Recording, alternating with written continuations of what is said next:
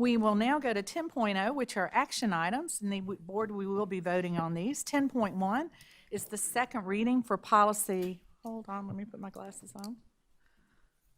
For policies IJL, media material selection and adoption from Dr. Talley. Board members, board members' policy IJL, media material selection and adoption has been presented for a second reading. Do I hear a motion to approve IGL, media material selection and adoption as presented? Madam Chair, I move that the board approve for second reading policy IJL, media material selection and adoption. Okay, thank you, Dr. Powers. Do I have a second? Second. Okay. Second, Ms. Green.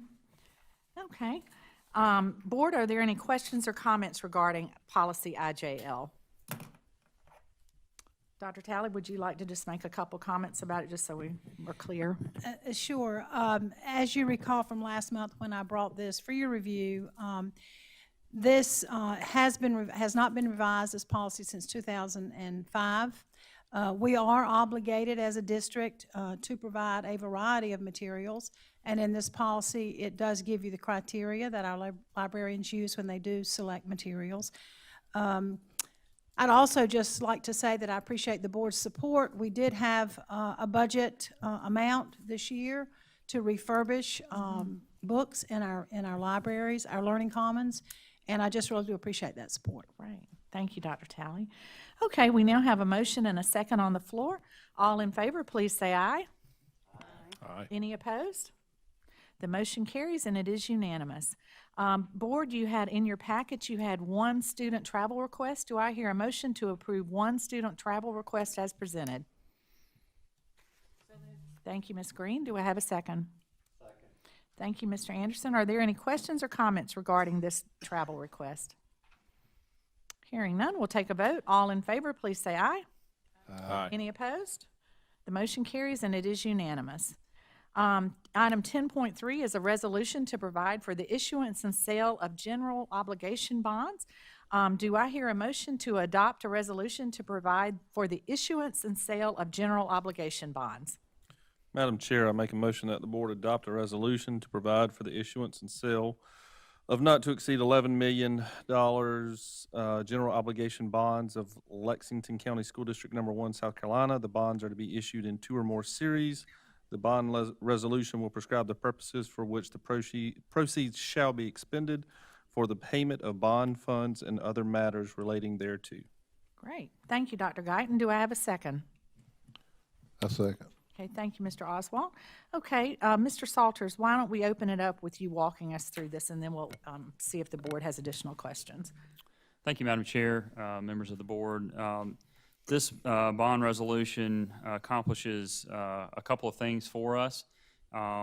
First, we are using proceeds from this resolution to make our fall IPRB payments, installment revenue purchase bond payments.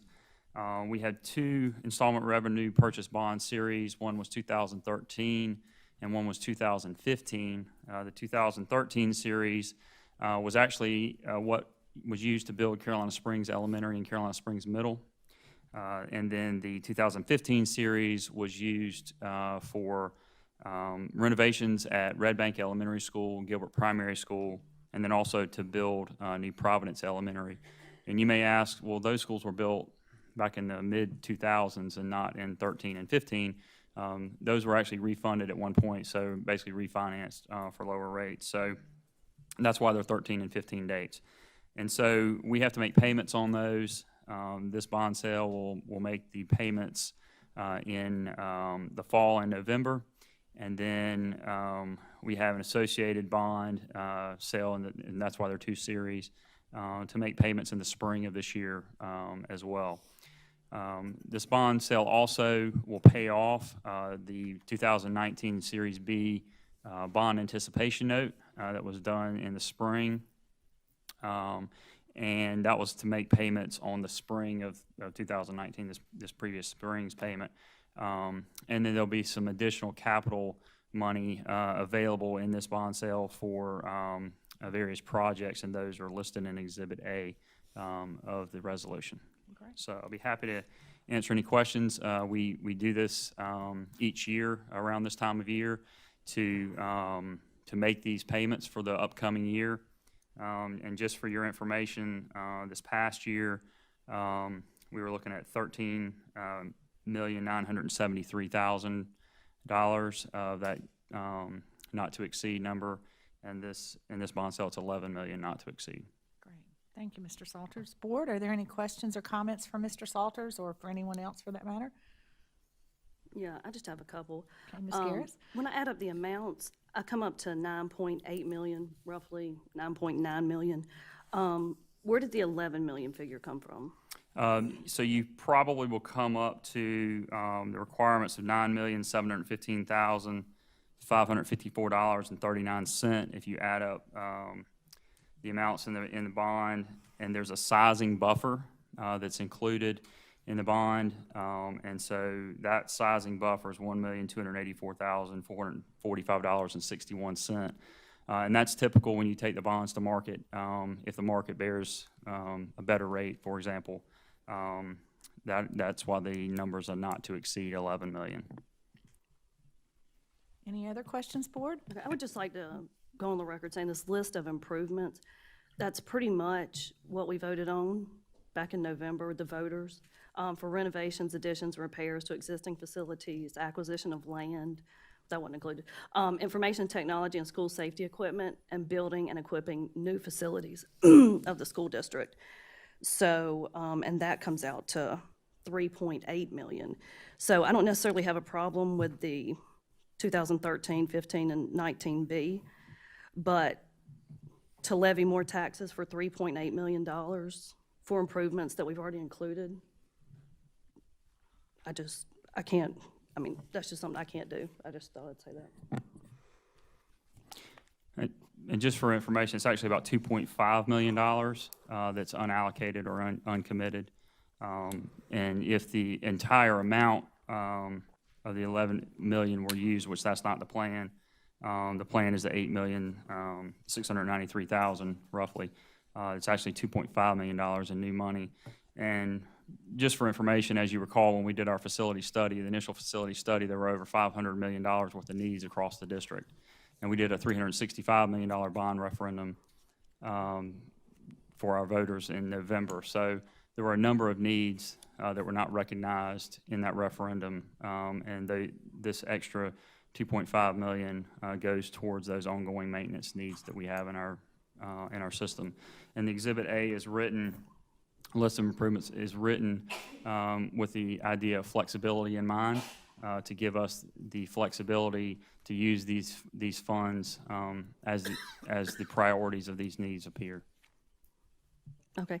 On page 3, it says, letter D, Exhibit A, the improvements, the estimated cost is 3.8 million. So where did 2.5 million come from?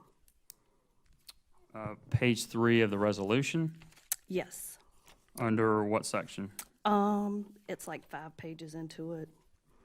There's the resolution, then the table of contents, and then Article 1. So it's under Article 1. Under Article 1, you said letter D? Yes, page 3, letter D. Okay. That's the maximum that could be used if there were $11 million sold. And so but that's not the intent, but that is a not to exceed number. So the intent of the sale is the 8.6 million, which includes the 2.5, but you have to reference the maximum allowable, and that's where that additional sizing buffer is included. Okay. I would also, and I know I had emailed you about this, I just don't feel comfortable voting on it, not knowing exactly what we're building, equipping, renovating, adding to, repairing. So I just want to go on the record saying that. One question I have is, so this bond sale is going to pay for, to make a payment for a previous bond sale. So that kind of feels kind of like you're using borrowed money to pay for borrowed money. When do we actually satisfy the debt? How does that come about? You satisfy the debt when you satisfy the installment purchase revenue bond, which I'll have to get the schedule for you. I don't have that exact date, but it is at a later date. And we have to do this for a number of more years. This was structured whenever this funding mechanism was established back in the mid-2000s. And actually, you can't do this anymore. You can't build schools this way anymore. So what you're referencing there is the LOSF, or the Lexington One School Facilities, basically that corporation. And so within that corporation, how much property still exists for us to, I guess, for lack of a better term, buy back out of that corporation? Right. So it's these locations, so New Providence, Carolina Springs Elementary and Middle, and then renovations at Red Bank and Gilbert Primary School are part of that IPRB. So this is the final, This is not the final time we would do this, but those facilities are part of this, that structure. okay. I'll have to get you a date on when the term of the bond sunsets, when we pay it off. So there's still, those properties or that, I should say that debt still exists within that Yes. LOSF corporation? Yes. Do we have a number on that? Is it I'll 10 have to- million or 100 million? I'll have to get you that number. Okay, okay. And if we look at, so when we look at the 8% debt, and again, I'm trying to understand the flow of how this is established. If we look at the 8% debt, section 1.03, page 4, basically 574 million is the number used to allocate the 8% debt, or to calculate the 8% debt. So that gives us a number of 45, roughly 46 million. The current outstanding debt is 8.7 million of general obligation debt. So we basically used 8.7 million of our 45 million, correct? If we look at the CAFR from last year, when we ended 2018, we were at 16.8 million. So it looks like from my sort of raw math, we've paid down about 8 million out of that. Where did that come from? So last year, for this series, we paid down, if you recall, it was about a 7.5 and a 7.5. This time last year, well, I shouldn't say 7.5, it's about 6.5. 7.5 went towards paying that debt down, and that occurred out of this IPRB payment from last year. And that was before Dr. Guyton I'm was on sorry. the board. Yeah. It might be why he's not done. Okay, so but that did not come out of a debt transfer from operating budget. That came out of a bond sale? Yes. Okay, so that came out of a bond sale. Okay.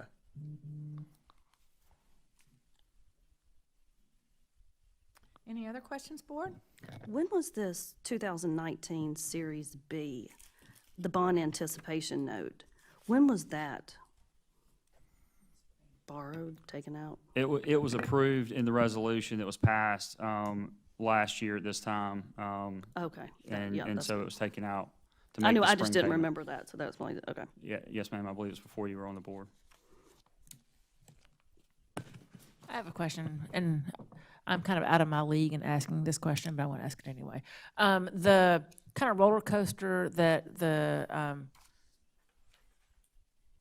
country's financial markets have been the last couple weeks, is that going to affect this sale, us going to the bond market at this time? Actually, right now, what you'll see is that the bond market is very, very favorable. Very favorable. In fact, we're seeing some of the lowest rates really in a long time. Rates that we thought would never happen again. So it's definitely to our advantage. Anything else, board? Okay, let's go back. I have Dr. Guyton issued the motion. Mr. Oswald seconded it. Are there any additional questions or comments before we take a vote? Okay, did you want to say something? Okay. Hearing none, we'll take a vote. All in favor, well, let me read it again. Do I hear a motion to adopt a resolution to provide for the issuance and sale of general obligation bonds? All in favor, please say aye. Aye. Any opposed? I'm opposed. Okay, so we have 6-1 with Ms. Garris in opposition. The motion, it carries and with 6-1.